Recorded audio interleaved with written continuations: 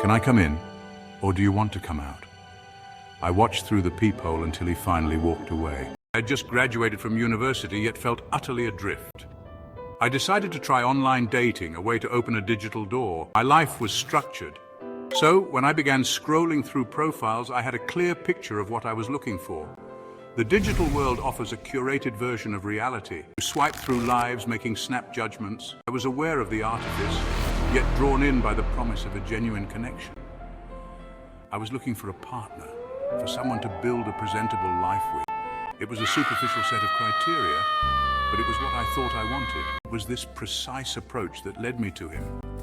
I failed to consider what darkness might be lurking behind such a flawless digital facade. He seemed perfect. His profile showed a man with a confident smile and kind eyes. His bio was concise. He claimed to have a good job in finance, mentioned his commitment to health, and his photos backed it up. He was the complete package, the personification of my ideal partner.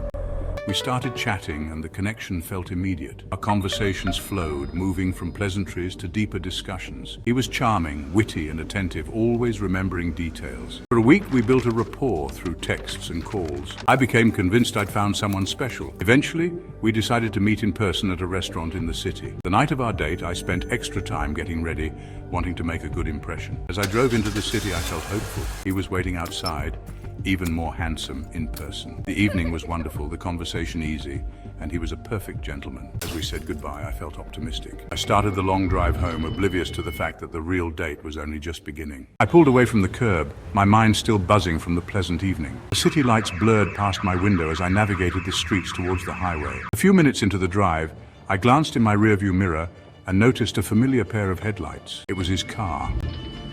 As I continued driving, the headlights remained a constant presence. When I passed the exit for the main highway interchange, his car was still there. This was no longer a coincidence. He was following me.